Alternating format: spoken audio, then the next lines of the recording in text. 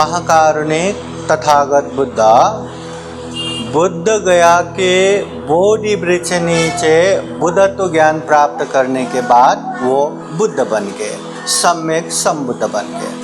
अभी मैं बुद्ध बन गया, सम्यक संबुद्ध बन गया, अभी मुझे किसी प्रकार का दुख नहीं, पीड़ चिंता नहीं, अभी आराम से अकेले जीवन निकालूंगा, ऐसे उन्होंने नहीं सोचा।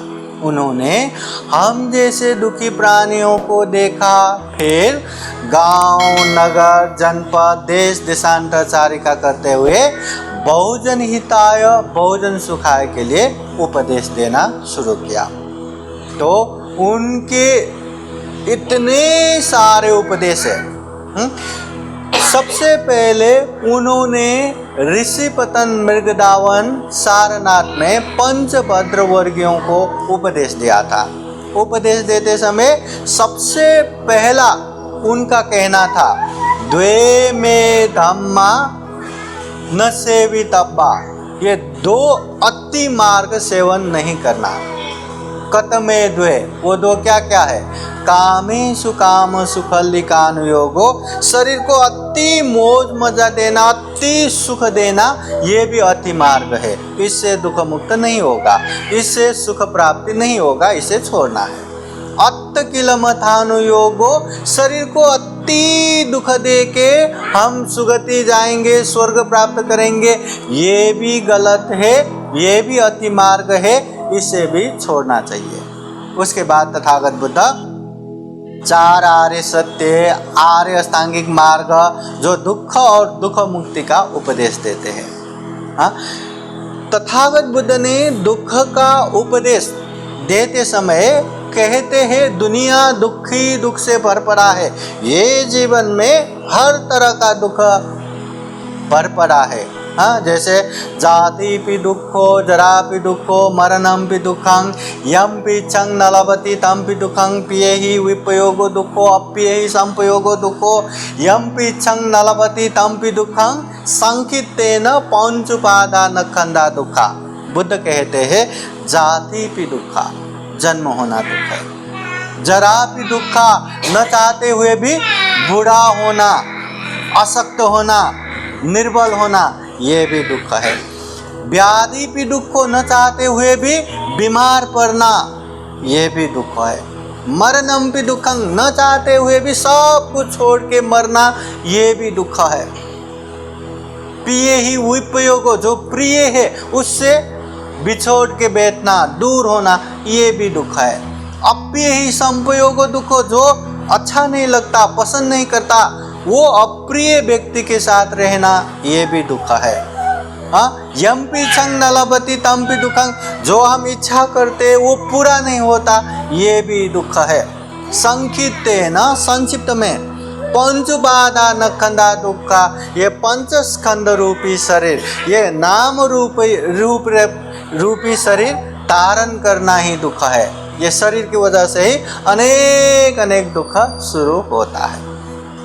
फिर उसके बाद तथागत बुद्ध ने, दुख है तो दुख का कारण है तृष्णा। अगर दुख का कारण तृष्णा है तो तृष्णा मुक्त अवस्था भी है निर्वाण, और निर्वाण है तो निर्वाण पहुंचने का रास्ता भी है आर्य अष्टांगिक मार्ग, शील समाधि प्रज्ञा, मध्यम मार्ग, ऐसा उपदेश देते हैं। अभी इसमें आप लोगों ने एक ध्यान दिया ना, जाति पि दुखा, जन्म होना दुख है। ध्यान में आया कि नहीं? अगर आप लोगों से मैं एक प्रश्न करता हूँ, अगर जन्म होना दुख है, तथागत बुद्ध कहते हैं जाति भी दुख है, बुद्धवाणी है, बुद्ध कहते हैं जन्म होना दुख है। अगर जन्म होना दुख है तो हम ये जन्मदिन क्यों मनाते हैं, हैप्पी बर्थडे क्यों बोलते हैं? अगर जन्म होना दुख है तो ये दिन तो हमारे शोक दिवस होना चाहिए ना। अरे बाबा, इस दिन हमारा जन्म हुआ इसलिए हम ये दुख भुगत रहे, शोक मनाना चाहिए ना। फिर हैप्पी बर्थडे, हाँ, खुशहाली क्यों मनाते, क्यों? बुद्धवाणी ये भी है, जाति भी दुख, जन्म होना दुख है, और रियलिटी ये भी है सच्चाई ये भी है कि जन्मदिन हम हैप्पी बर्थडे करके खुशहाली के रूप में मनाते हैं। ये सही है क्या? अगर जन्म होना दुख है तो जन्मदिन तो शोक दिवस के रूप में मनाना चाहिए ना। खुशहाली क्यों? कशाला खुशहाली? समझ में आया? क्यों? क्यों? इसका बहुत बड़ा कारण है, सुनिए। हाँ, जन्म होना दुख है, ये तो सच्चाई है, ये तो आर्य सत्य है, ये दुख में आता है। पर ये जो जन्म जो हम हो रहे ना, ये जन्म छोटा मोटा जन्म नहीं है, ये इंसान का जन्म है। सारे प्राणियों में सर्वश्रेष्ठ दुर्लभ जीवन है ये मनुष्य जीवन। हम चाहे तो सुगति जाना बहुत छोटी मोटी बात है। अच्छे से दान किया हम सुगति जा सकते हैं, अच्छे से शील पालन किया हम सुगति जा सकते हैं, अच्छे से ध्यान भावना किया हम सुगति जा सकते हैं। सुगति जाने के लिए हम इंसानों को इतना तकलीफ नहीं है। अगर हम चाहे तो मन के राग द्वेष मोह ऐसा सारा क्लेश निकाल के दुख मुक्त निर्वाण भी प्राप्त कर सकते हैं, मार्ग फल प्राप्त कर सकते हैं। और ये हम इंसान ही कर सकते हैं, बाकी लोग नहीं कर सकते। न पशु पंछी कर सकते हैं, न जानवर कर सकते हैं, न देवलोक में बैठे वो लोग ही करते। वो तो सुख भुगत रहे, कहाँ ये दुख मुक्ति के मार्ग पे चलेंगे? इंसान ही कर सकते हैं। इतना अमूल्य दुर्लभ सर्वश्रेष्ठ जीवन मिला, इसलिए ये खुशी की बात है। और ये जन्म होना, जब तक हमारा कर्म बाकी है तब तक तो हमारा जन्म मरण तो होते रहना है। हमारा कर्म बाकी है ना। अच्छा कर्म किया है तो कुशल कर्म, अच्छे जगह पे जन्म होगा। बुरा किया है तो अकुशल कर्म, बुरी जगह पे जन्म होगा। मगर ये जन्म होना फिर मरना, जन्म होना मरना, ये दुख चक्र, ये भव चक्र तो निरंतर चलते रहना है। इसलिए कोई भी इंसान, कोई भी व्यक्ति का जन्म होता है तो वो उसका कर्म है, केवल माता पिता की वजह से नहीं है, उसका भी कर्म है। आप लोगों ने देखा क्या, कोई इंसान होके भी कितने सारे लोग माँ के पेट में ही मर जाता है, जन्म भी नहीं होता, बचपन में मर जाता है, जवानी में मर जाता है, और कोई बुढ़ापे तक जिंदा रहता है इंसान होके। और कोई देखो ना, जन्म होते इतना सुख सुविधा, इतना अच्छे से जी पाते, और कोई जन्म होते ही कूड़े कचरे में फेंका जाता है। कोई एकदम विद्वान पंडित, और कोई इतना मूर्ख, कोई दिखने में इतना खूबसूरत, और कोई दिखने में बदसूरत। मतलब ऐसे इंसान अनेक तरह के हैं, मगर वो जन्म होना भी मूल कारण अपना अपना कर्म है। अपने अपने कर्म से ही ये हो रहा है। इसलिए जन्म अपने अपने कर्म से होता है। और ये जन्म इसलिए भी खुशहाली है कि हमें दुर्लभ मनुष्य जीवन मिला है। तो ये दुर्लभ मनुष्य जीवन में हम क्या कर रहे हैं और हमें क्या करना चाहिए, ये हमेशा याद रखना चाहिए। जैसे हम बिजनेस करते हैं या बैंक में कुछ काम करते हैं तो ऑडिट करते हैं ना, हर साल कितना नाफा हुआ, कितना नुकसान हुआ, और प्रॉफिट के लिए क्या करना चाहिए, और नुकसान से बचने के लिए क्या करना चाहिए, ये हम बराबर ऑडिट करते हैं। तो वैसा ही क्या हमने अपने जीवन का ऑडिट किया? क्या इतना दुर्लभ जीवन मिला है, इतना सर्वश्रेष्ठ मनुष्य जीवन मिला है, क्या हमने एक बार पीछे मुड़ के देखा? क्या हमने अच्छा किया या बुरा किया? क्या बुरा करने के लिए ये जीवन है क्या? बुरा तो पशु पंछी जानवर कोई भी कर सकता है, उन लोगों के पास तो ऑप्शन ही नहीं है। मगर हम चाहे तो किसी को दुख दिए बिना निर्दोष जीवन जी सकते हैं, अच्छे से अच्छे कुशल कर्म कर सकते हैं। तो खुद को भी एक बार परीक्षण कर लो कि हमने जीवन के इतने समय तक अच्छा किया या बुरा किया, कुशल कर्म किया या अकुशल कर्म किया, पाप किया या धर्म किया। ये बात ध्यान देना जरूरी है। इतना दुर्लभ जीवन मिला है, क्या हम ऐसे वैसे पशु पंछी की तरह तो नहीं जी रहा हूँ? क्या अपने ही मौज मजे के लिए या परिवार के लिए या धन संपत्ति के लिए ही तो नहीं जी रहा हूँ? हाँ, क्या मैंने कुशल कर्म किया? क्या अकुशल कर्म ही हो रहा है? क्या हाँ, ये अच्छे से ध्यान देना ज़रूरी है। और आप लोगों को एक एक्सरसाइज बताता हूँ। हम फिजिकली फिटनेस होने के लिए एक्सरसाइज करते हैं ना, लोग जिम करते हैं, योगा करते हैं, वॉकिंग करते हैं, डाइटिंग करते हैं, न्यूट्रिशन लेते हैं, न जाने क्या क्या करते हैं। ये तो शरीर के लिए हो गया, फिजिकली फिटनेस के लिए। बुद्ध कहते हैं सम्यक व्यायाम करना चाहिए। हाँ, तो व्यायाम बोले तो क्या, मन का भी एक्सरसाइज करना चाहिए। आप लोगों ने सुना है क्या मन का एक्सरसाइज? मन का एक्सरसाइज करना चाहिए। कैसे एक्सरसाइज करना? 4 चीज़ें ध्यान में रखो।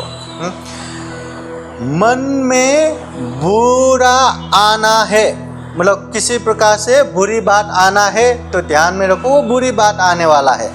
या आगे जाके कुछ चोरी करने वाले हैं, व्यभिचार करने वाला है, झूठ बोलने वाला है, दारू पीने वाला है, या हिंसा करने वाला है, कुछ भी गलत हो तो समझना वो गलत आने वाला है, उसको निश्चित रूप से आने ही मत दो। एक दूसरा, कुछ अच्छा आने वाला है, जैसे पूर्णिमा आ रहा है, ऐसे भव्य दिव्य प्रोग्राम होने वाला है, पूजने भंते लोग आके धम्म देशना देने वाला है, ये अच्छी बात है ना। तो ऐसी चीज में निश्चित रूप से करो। दान देना है, शील पालन करना है, ध्यान भावना करना है।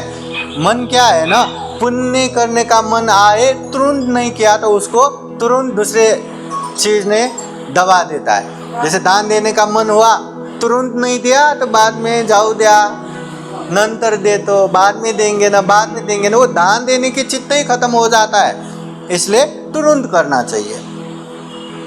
इसलिए ये हम जितने भी बातें कर रहे हैं, ये दुर्लभ जीवन सफल और सार्थक बनाने के लिए है। हाँ, इतना दुर्लभ जीवन मिला है, हम अच्छे कर रहे, बुरे कर रहे, अच्छा करना चाहिए, बुरे से दूर रहना चाहिए, ये बात अच्छे से ध्यान में रख के चलना है। इसलिए इतना दुर्लभ जीवन मिला है, खुशी तो बनता है। हाँ, हमारे कर्म के हिसाब से हम जन्म हुआ, अभी पहले अच्छा किया था, अभी अच्छा हो रहा है, अभी अच्छा करेंगे ना, बाद में भी अच्छा ही होगा। पहले बुरा किया था, कुछ न कुछ अभी बुरा हो रहा है, अभी बुरा करेंगे तो बाद में भी बुरा होगा ही। इसलिए बुद्ध कहते हैं अच्छा तुम करते हो तो भविष्य की चिंता मत करो, निश्चित रूप से अच्छा होगा। और बुरा करते हो तो आप बुराई से बच भी नहीं सकता। बुद्ध कहते हैं न अंत लिखे न समुद्र मज्जे न पब्बतानंग विवरंग भविष्य।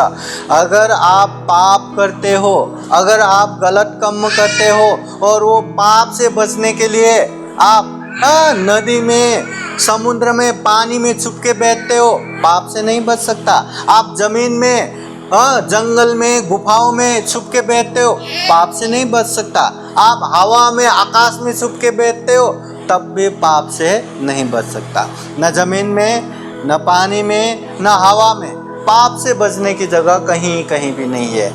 इसलिए हमेशा पाप से दूर रह के अच्छा करना चाहिए, तब जाके ये दुर्लभ जीवन सफल होगा, सार्थक होगा। इसलिए इतना अच्छा जीवन मिला है, इतना दुर्लभ जीवन मिला है।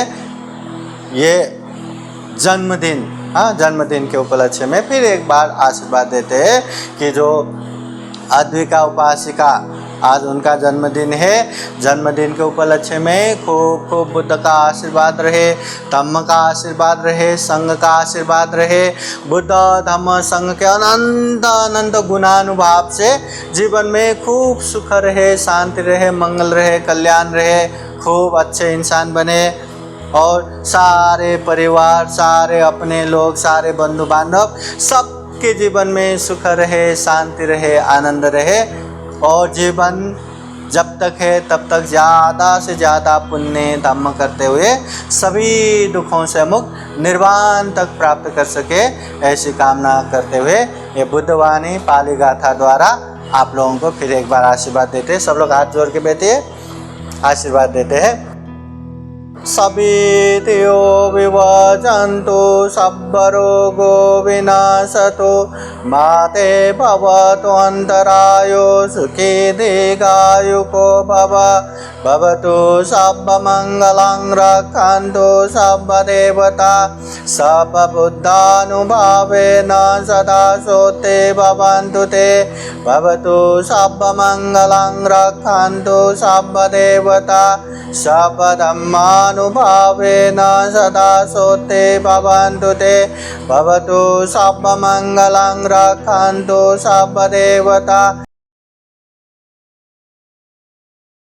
सोते भवन्तु ते एचितं पाचितं तुय्यं क्षिप्तमेव समेधतु सापे पूरयन्तु चेतसङ्कप्पचन्दो पन्नरसो यथा आयु आरोग्ये सम्पत्ति सर्गसम्पत्तिमेव च अतो निब्बानसम्पत्ति हिमिनाते समेधतु साधु साधु बुद्धं नमामि धम्मं नमामि संघं नमामि।